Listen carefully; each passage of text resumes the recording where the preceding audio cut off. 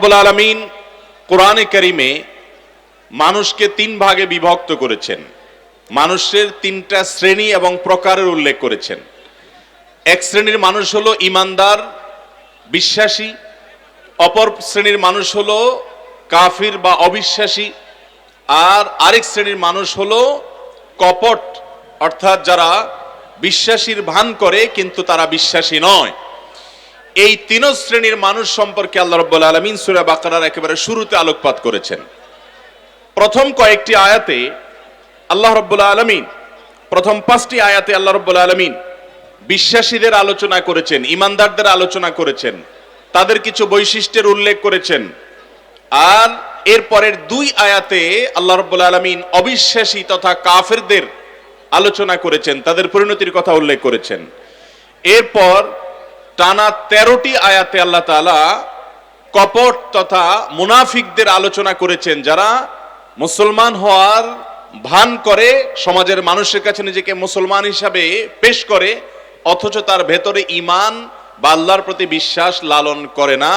ভেতরে ভেতরে সে কুফরি বা আল্লাহর প্রতি অবিশ্বাস লালন করে। এই তিন শ্রেণীর মানুষের আলোচনা দিয়ে কোরআন আল্লাহ তাআলা শুরু করছেন।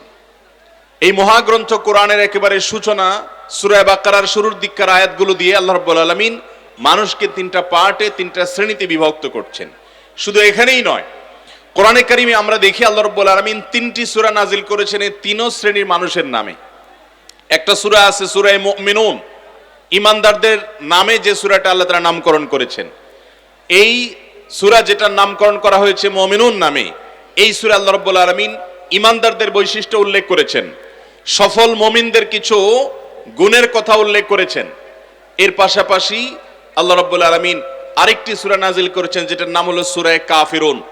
সূরা কাফিরুনের মধ্যে কাফির সম্প্রদায় সম্পর্কে আল্লাহ তাআলা আলোচনা করেছেন।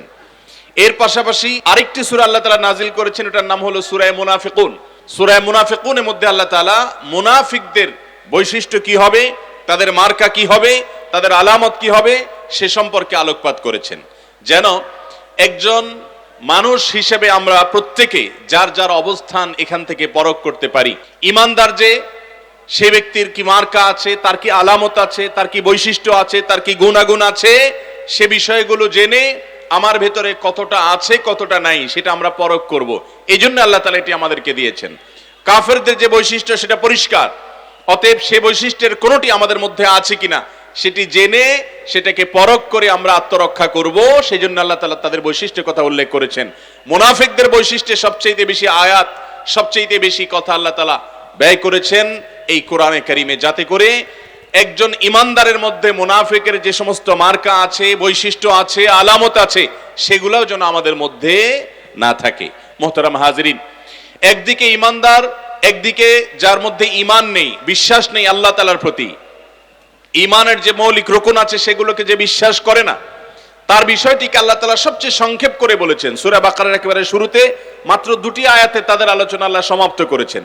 সূরা কাফিরুন, কুল ইয়া আইয়ুহাল কাফিরুন, এই সূরাতে আল্লাহ তাআলা ছোট্ট একটি সূরা নাজিল করে কাফেরদের আলোচনার জবনিকাপাত করেছেন, সমাপ্ত করে দিয়েছেন।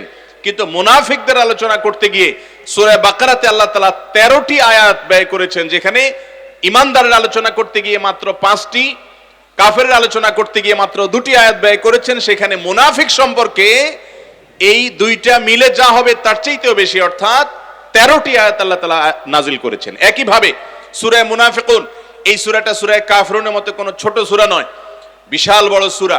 সেই সূরাতে আল্লাহ রাব্বুল আলামিন মুনাফিকদের অনেক কথা উল্লেখ করেছেন। আমাদের সমাজে অনেক মুসলমান আমরা আছি যারা আল্লাহ তাআলার প্রতি ঈমান আনয়ন করেছি, আমাদের মধ্যে ঈমান আছে সত্যি, কিন্তু মুনাফিকের অনেক মার্কা আমরা নিয়ে ঘুরে বেড়াচ্ছি, মুনাফিকের অনেক আলামত আমাদের মধ্যে আছে, আমরা সে সমস্ত আলামত বহন করে চলেছি, যার কারণে এই কোরআনে আল্লাহ রাব্বুল আলামিন বিশদভাবে খুলে খুলে মুনাফিকদের সম্পর্কে আলোকপাত করেছেন।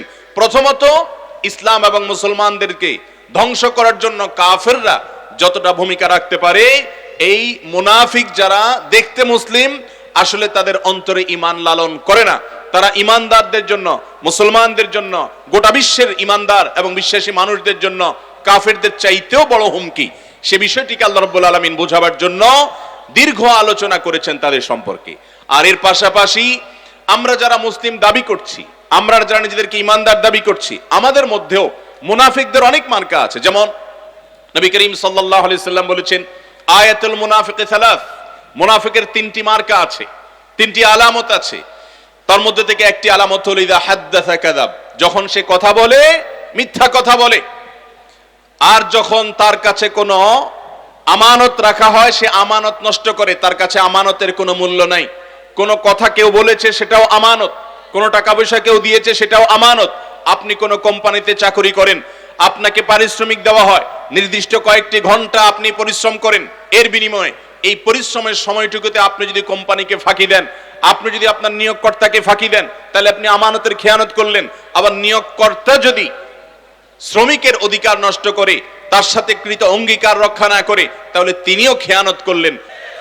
এই আলামতগুলো যদি থাকে তাহলে আর যাই হোক আপনি খাঁটি মুসলমান হওয়ার কোনো সুযোগ নাই। মুনাফিক দুই প্রকার। এক প্রকারের মুনাফিক হলো যে ইসলাম থেকে একেবারে খারিজ। সেটা কোন মুনাফিক? সেটা হলো ওই মুনাফিক যেই মুনাফিকের ভেতরটা খারাপ আর বাহিরটা ভালো। বাহিরটা ভালো মানে হলো সে মুসলমান সাজে, নামাজও পড়ে, হয়তো মসজিদেও যায়, হয়তো টুপিও লাগায়, হয়তো সে মুসলমানদের সাথে তালও মিলায়, বাট তার অন্তরে আল্লাহর প্রতি বিশ্বাস নাই।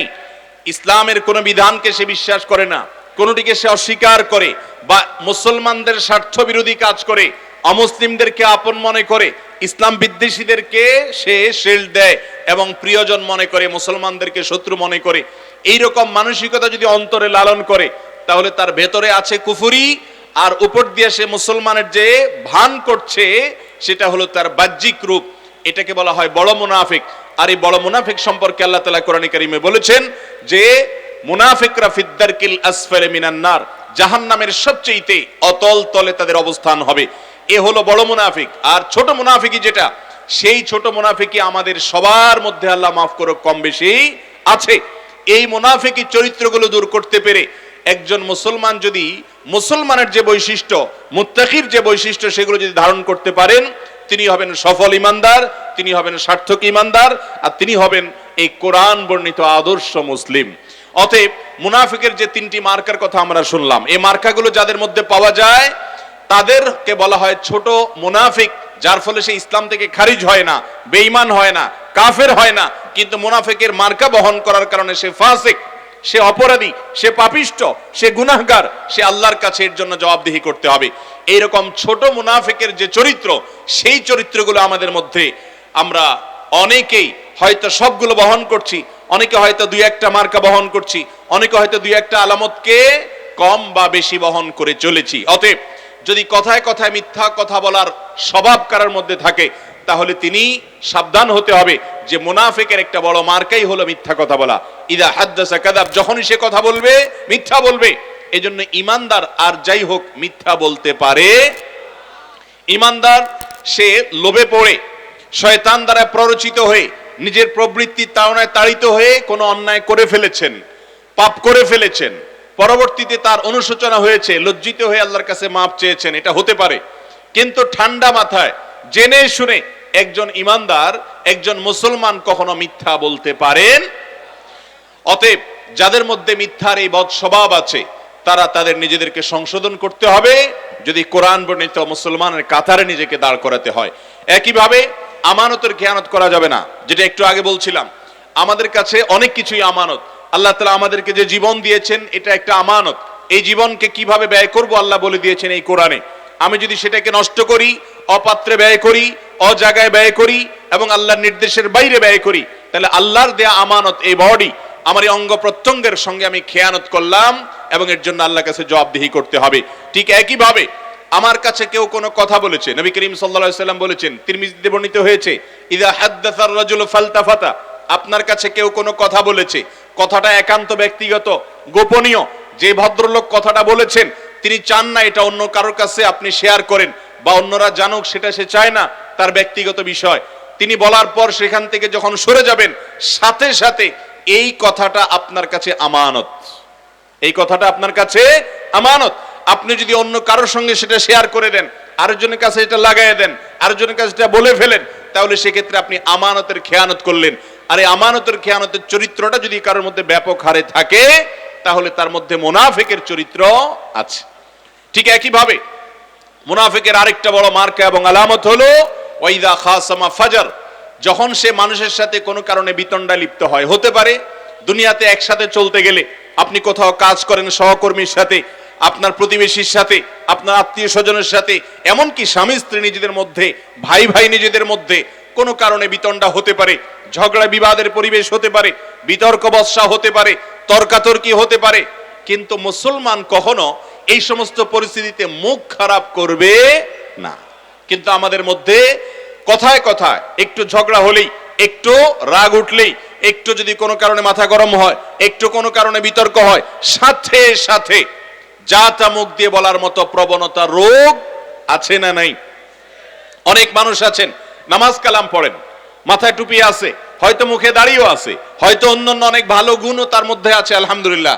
যেগুলো ভালো আছে সেগুলোর জন্য তিনি আল্লাহর প্রশংসা পাবেন, আল্লাহর কাছে বিনিময় পাবেন। কিন্তু এই ভদ্রলোক হয়তো তার পরিবারে, তার একান্ত অধীনস্থদের কাছে, তার একান্ত যারা কাছের মানুষ, তাদের সাথে যখন কোনো বিষয়ে রাগ করার মতো পরিবেশ হয়, তখন তিনি মুখ খারাপ করেন, গালমন্দ করেন, অন্যায় করেন, জুলুম করেন এবং পাপের কাজ করেন। ঝগড়াঝাটি হলে কোন রকম মুখ খারাপ করা, অশ্লীল কোনো কটুবাক্য উচ্চারণ করা, খারাপ কোনো কথা বলা, যে কোনো ধরনের পাপাচারে লিপ্ত হওয়া অথবা ঝগড়াঝাটি হলে সেটাকে মারামারির দিকে নিয়ে যাওয়া, এই চরিত্রটাও মুনাফিকের চরিত্র। এই চরিত্র মুসলমানের মধ্যে থাকতে পারে